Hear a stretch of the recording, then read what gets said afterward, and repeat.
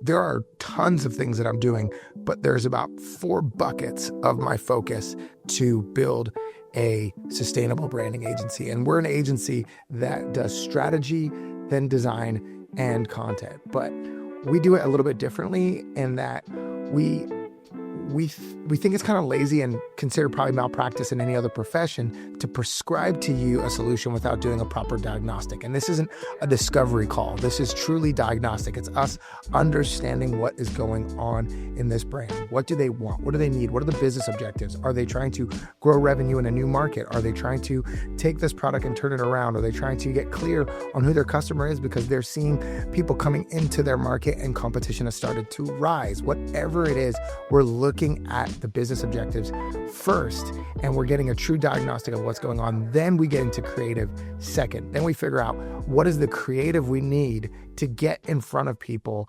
so that the trust can happen. Because we look at branding as honestly an exchange of trust. Can people perceive you as trustworthy and the ones that can solve the problem they're facing, or be the one they want to tell the story they tell themselves about? If I could put it like that, well, let me just back up there for a second. What I'm really trying to say there is everyone tells themselves a story that makes them justify a purchase. And what we're trying to do is make sure the story we want to tell someone and the story they want to tell themselves are aligned. We're not manipulating anything. We're just making sure that the stories line up so that a person can say, yes, this product is going to do this for me and I can trust them. And I'm willing to put myself at the risk of disadvantage because I'm trusting this brand to deliver X, Y, or Z. So that's what we do. But there's 4 things that I focus on. And I'm going to go through each of these 4. And I think this is not a how-to. Okay. This is not me going, here's the best way to do this. This is me basically giving you insight in how I'm doing this currently. This is me walking you through how I'm building this and not going, this is how you've got to do it. If you're looking for somebody that's going to give you a how to do everything, go find those individuals that post all the time about scaling agencies and here's how we do it. Here's our formula. Here's our SOP process. That's not what I'm going to talk about. I'm talking about the 4 things I'm focusing on as I'm leading this agency. Now, I have a project manager and a video producer, content producer that is on our team. And then we have some contractors that work on different projects as we need them. So let's begin with this idea of sales and delivery, because the first bucket or quadrant, so to speak, that I focus on is sales and marketing. Tip of the spear. I'm focusing on content. And when I say content, I'm focusing on personal brand content, leveraging my personal brand on Instagram and here on YouTube. Then I'm also thinking about building a content ecosystem for our agency. And so we know that a lot of agencies will use content for case studies. They'll talk a lot about the work that they do because they'll say, show the work you've done to win more of that work, which I think is true. And I think that's valid. I'm not saying don't do that. I'm saying what we do is we built a content engine that actually has a podcast in it where we talk about branding on that podcast. We have a YouTube channel that has multiple shows that take on entertainment in different ways. Like Field Trip is one of our shows on Anatomy of a Brand. This is the channel and the name of the podcast. So Anatomy of a Brand is a YouTube channel and Anatomy of a Brand is a podcast.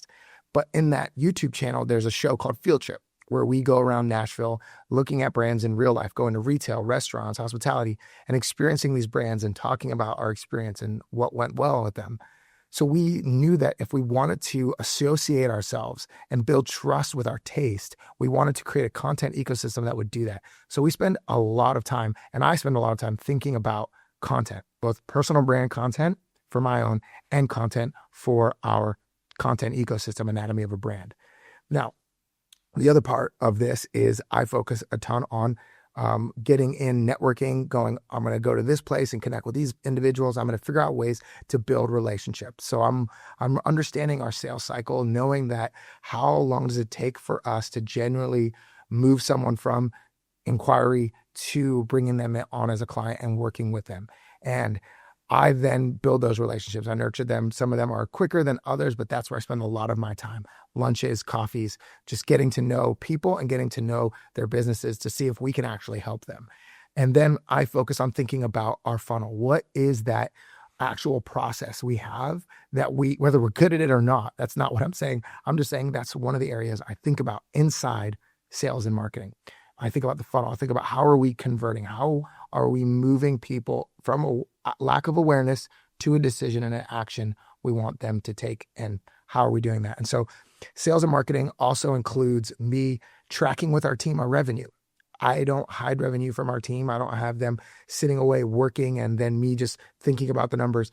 Every team meeting on Monday, we all look at the numbers together to look at what we did this last month, what we're projected to do this month, what we're projecting to do in the quarter, and what we actually are projected to do for the year, what we have closed, what we have in process, and what we need to sell still.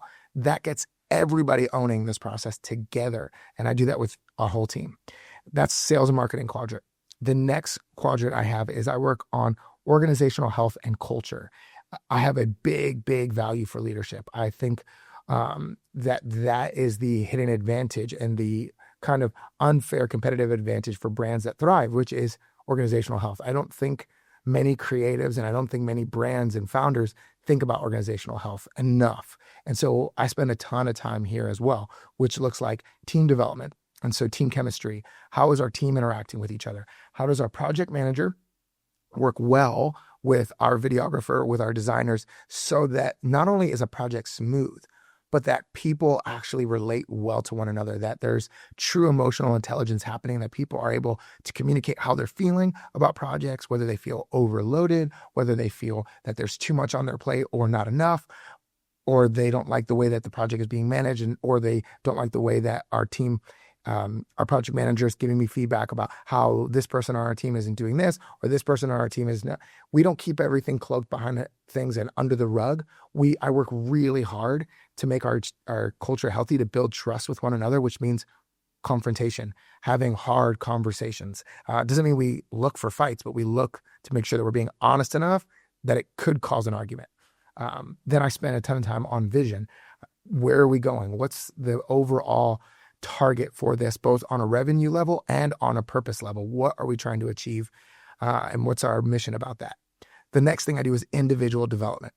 Inside of organizational health and culture, I think one of the best things we're going to do is build a company people are better off being a part of. Meaning, I want people to work in this agency and become better humans because they've worked in this agency. I want them to thrive at home. I want them to thrive in their marriages if they're married. I want them to thrive as parents if they have children. And I want them to thrive in their life if they're single. I want all of that to happen. I don't want their life to be on the chopping block for what we're building. So I'm constantly listening to our team's personal goals when I'm doing individual meetings with them, hearing where do they want to be? What do they want to do? Where do they want to go in the company? I want to know these things, and I'm intentionally also giving them feedback to help them grow as individuals in their skill set and the things that they want to get better at.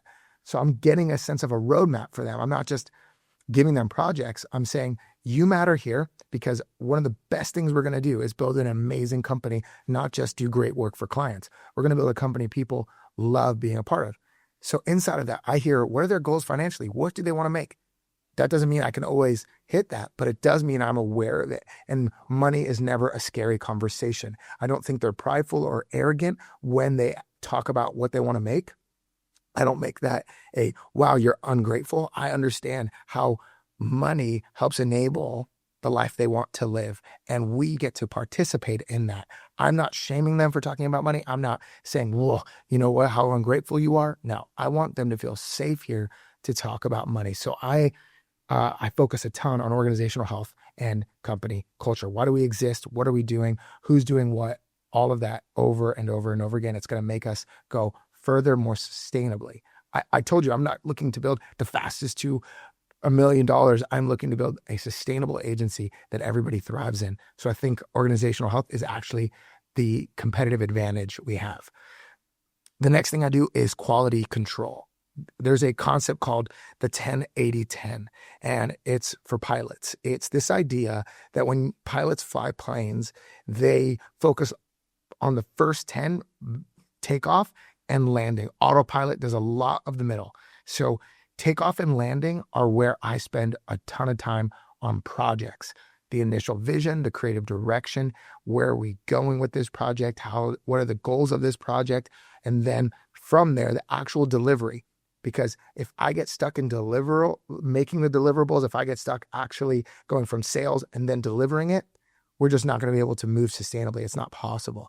So we have to work in on our proposals, understanding how we're going to pay for this to get delivered outside of me or outside of somebody else. We have to look at it and go, we have to build profitability into the proposal because our contractors or our workers cost this.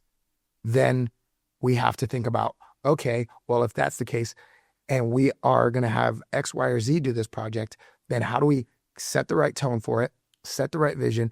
They can do the heavy lifting of it, and then I'll come in at the last 10% to go through that quality control approval process. That's how I manage so many of our projects, is this first 10, last 10, and the team does 80% of that. And I work in that way that sustains the projects. I think when you are both sales and delivery in the beginning, that makes a ton of sense because that's who you are. But I know that when you start to think about sustainability, not just scale, but sustainably doing this, it's really hard. And so we know these three roles are key. Me, project manager, and video content producer and designer. These are this kind of like secret sauce of what we're doing, and it's sustainable. And we're doing well. Like we're on track to go after a revenue of 6 figures this year and beyond. But that's not what this is about. I'm not here to go like, oh my gosh, do what we're doing so you can hit 6. That's not what this video is about. This video is just going, I want to give you insight on how I'm thinking about doing this in real time for those that are trying to build brands and recognizing you need to think like this. So quality control is that also for me, the quadrant of creative vision. What is the type of style of work we do? What is the even if it's a low lift project that doesn't have a lot of deliverables, do we still put our creative energy to it, to what we're known for? How do we want our work to speak about us? How do we want the design work we do and the video work we do and the strategy work to speak about who we are? And so quality control is not just making sure we did what the client needed, but also the taste of our agency. Are we doing the work the way that we would want to do it? And that sometimes means we have to have conversations with the client that tell them something like, we understand this is what you want and our expertise, we suggest this, but we will ultimately defer to you because you're the client if you want to do it that way. But we feel we owe it to you to communicate creatively that this might be a better option. We don't simply say, you said it, we'll do it. That exchange for us makes us a commodity, makes us just someone who executes. We're a strategic partner for brands. We're a creative strategic partner for brands to grow. We're not just an execution. If they want somebody to execute, we can even point them in the right direction of people that can do that for them versus what we do. So quality control is that third quadrant. The fourth one that I spend a ton of time on is future-proof. And that is future-proofing our team, future-proofing myself. And that means I am not just looking at our industry. I think that's important. I think you need to keep a pulse on what this industry is doing, but I also want my team to inform me on their expertise. What's happening? What are they seeing? What is our content and video producer seeing in the videographer space? What is he noticing how brands are choosing or not choosing people? Or how are we seeing design going to AI and what's not going to AI? Or how do we leverage that and not leverage that? What's the ethical conversations we need to have there? How do we best prepare ourselves for what's changing in the market and figure out how do we stay ahead of things? I'm spending a lot of time future-proofing, which also means I'm looking at not just adjacent stuff, but I'm also looking at industries that are completely different than ours, but in the service world. I'm looking at how are lawyers doing things? How are different professionals offering their services in ways, and how are they moving their model to X, Y, or Z so that we can stay in touch with what's happening? That's the other fourth that I think is also overlooked. People go future-proof, like think about your industry. But that also means, I'll put it like this, that also means you as a leader need to keep refining yourself.